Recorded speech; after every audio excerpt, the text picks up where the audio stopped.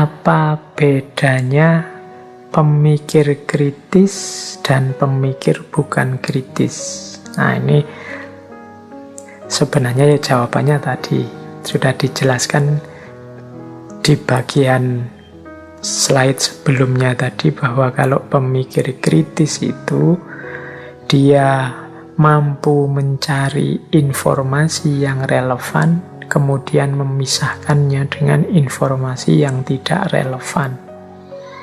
Yang kedua, dia mampu menggunakan informasi yang relevan tadi untuk menyelesaikan masalah, sehingga wawasan informasi yang relevan tadi tidak sekedar dihafalkan, diingat, tapi juga dijadikan jalan untuk problem solving. Itu kan tadi cirinya 2. Kalau yang tidak kritis berarti sebaliknya.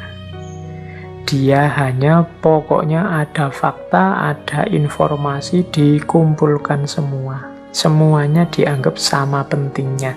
Nah, ini namanya tidak kritis.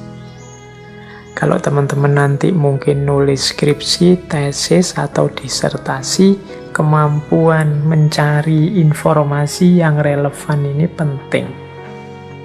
Kalau kita tidak cerdas, tidak kritis mencari informasi, mungkin kita akan banyak keluar biaya, banyak keluar tenaga.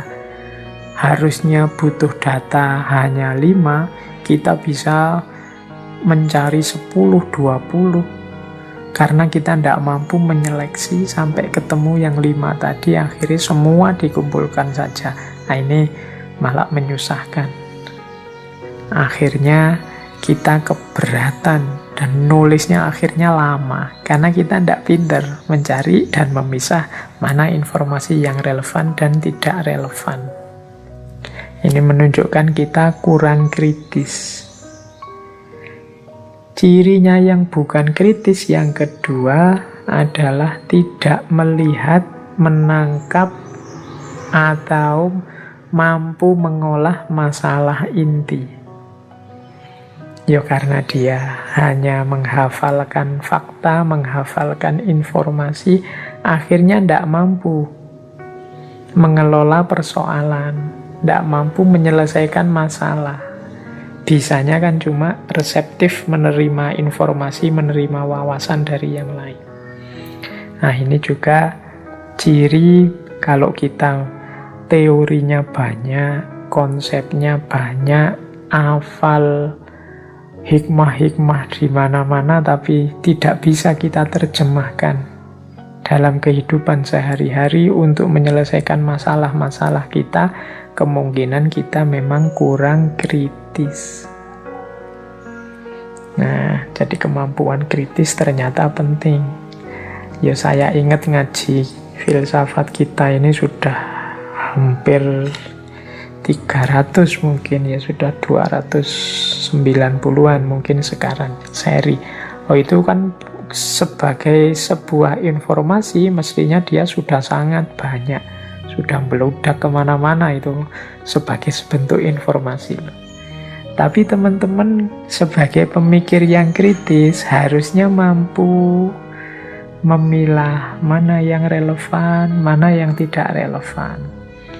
Oh, gagasan tokoh ini luar biasa sih, tapi untuk kehidupanku di Indonesia hari ini tidak terlalu relevan. Ada sisi-sisi yang tidak cocok diterapkan. Nah, ini kemampuan kritis. Wah, Indonesia kita ini, situasi di sekeliling kita ini sekarang ada problem ini. Solusi yang tepat menurut saya ya teori ini, dari tokoh ini, yang saya sudah paham sebelumnya. Mari kita wujudkan teori ini. Nah, itu namanya kemampuan kritis. Jadi mampu memilah-milah. Saya tidak akan bilang bahwa 290-an sekian ngaji filsafat itu semuanya penting dan relevan. Pasti ada sangat banyak wawasan yang tidak relevan untuk hidup kita. Dicatat ya, tidak relevan loh. Tidak relevan itu bukan berarti keliru, tapi ruang dan waktunya tidak cocok, momennya tidak pas. Mungkin nanti kalau momennya pas, ya dia dipakai lagi, dia sesuai lagi, bisa diambil lagi. Makanya istilahnya relevan. Jadi bukan informasi yang salah, tapi informasi yang tidak relevan. Tidak relevan itu untuk menyelesaikan masalah kita hari ini, untuk problem kita hari ini, dia tidak bisa digunakan. Itu namanya tidak relevan. Tapi kalau bisa digunakan, namanya relevan. Yang tidak digunakan bukan berarti salah. Mungkin dia cocoknya untuk situasi yang lain. Jadi inilah bedanya pemikir kritis dan pemikir bukan kritis. Teman-teman boleh mengidolakan siapapun, teman-teman boleh mengikuti tokoh yang disukai siapapun, tapi semoga tetap kritis.